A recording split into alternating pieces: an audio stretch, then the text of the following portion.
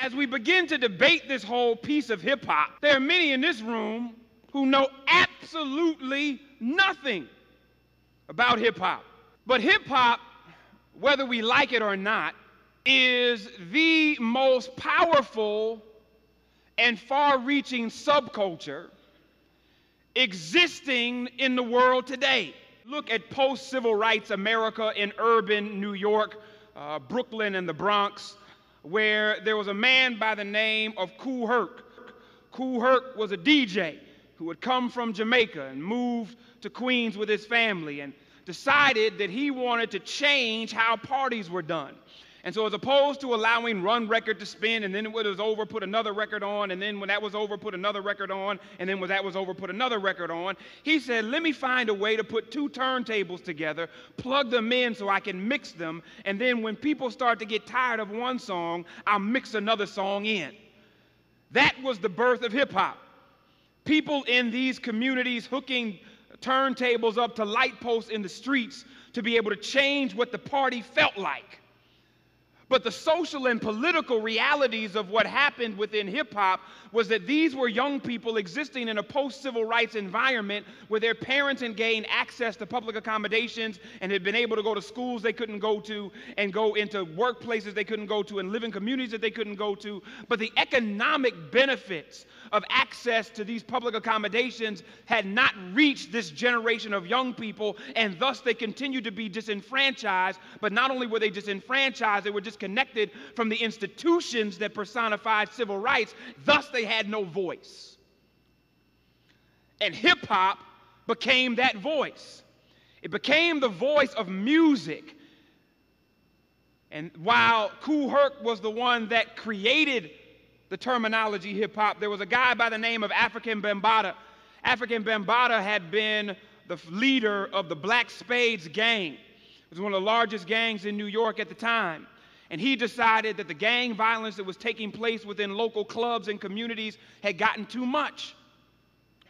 So he decided that he was going to shift what the gang did to embrace a hip-hop culture that he then defined as having 5 elements. Those elements were the DJ, the MC or the guy on the mic, the B-boy and the B-girl or the breakdancer, the graffiti artist, and knowledge.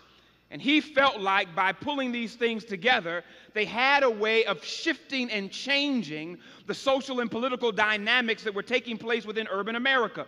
The very gangs who had been causing most of the violence in these communities shifted to be the B-boy and B-girl crews that decided not to battle with knives and chains, but battle through breakdancing.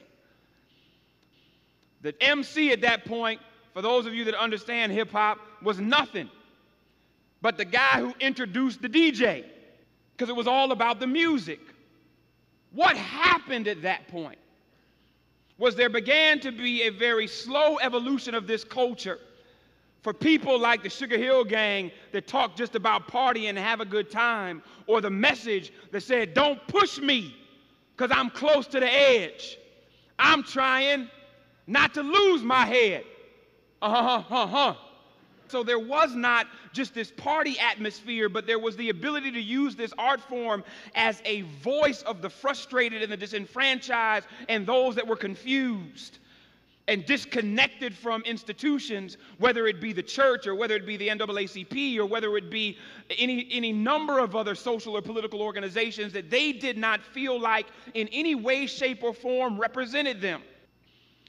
The worst thing that happened to hip-hop was that somebody realized they could sell it. Somebody realized, this really isn't just ghetto music. There are people that actually like this.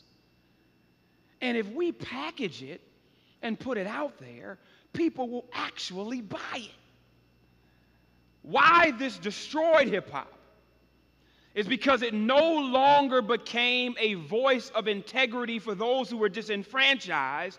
It became a vehicle to be able to carbon copy images within urban America and sell urban American imagery to the rest of the world. But this generation became the first post-soul generation. post-soul generation in many African American communities and Latino communities was a generation where nobody went to church. So historically, even if your mother or your father didn't go to church, Big Mama went to church. Auntie and them went to church. Somebody went to church. So that even when I was totally and completely disconnected from any house of faith, there was somebody within my family that had the ability to reel me in when things got bad. This post-soul generation, we're dealing with 40-year-old grandmothers who kick it with their daughters to the club, disconnected from any house of faith, but totally and completely plugged into hip-hop. Let's go a little further. In looking at the fact that now, even today, the church, who should be on the front of dealing with issues of racism in America, punks out. Because it's much more comfortable saying that Jesus would not see color than it is dealing with the fact that we need to speak prophetically to the reality that what makes us different is great even though we're the same. And the reality is that there are people even in churches that are multi-ethnic and multiracial that only tolerate people that are different in the church. But when I go home, it's still a nigga. See, they're not niggas in the church because they go to church with me. But they niggas in the street because they don't worship with me, which means that the people that worship with me really ain't niggas because they Christian. So their blackness is totally and completely removed once they receive salvation. But these other niggas in the street is just niggas because they ain't saved. Oh my God. Some of you are so uncomfortable. Hip-hop is relevant to this discussion for one reason and one reason only. Because it has been able to transcend ethnic and cultural communities in a way that Black and Latinos and Asians come together under a banner of hip-hop without shedding who I am culturally. So I'm stepping to the table as a Black man or as a Latino woman or an Asian man. But what brings us together is the fact that we love Jay-Z. The fact that I believe that Biggie was better than Tupac. The fact that my graffiti is almost as ill and sick as yours. The fact that when we dancing together that we're creating something that didn't exist before. And what you're bringing to it is something special from your own individual cultural experience that you're able to pull from something from your Asian culture that I don't have as an African American that adds the value to what ultimately becomes ours collectively. But the church in the utilization of hip-hop within ministry is fake sometimes.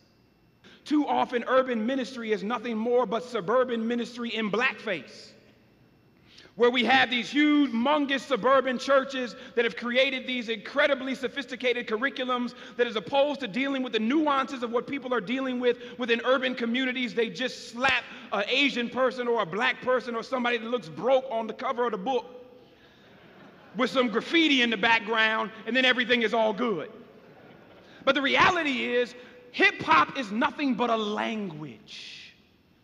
And if the people of God would effectively be able to utilize that language, they would be able to speak to a nation of young people that think Christians are punks. Speak to their pain and their issues and their frustrations and the reality that I don't have to be perfect to come to God, but I need somebody that can speak to me in the way that I can hear it. The one thing that we've got to realize as we look at Imus and then deal with hip-hop and then deal with the church is that it got nothing to do with Imus, but everything to do with Imus, because Imus is just ignorant, but the reality is that I am us. And that's what hip-hop does.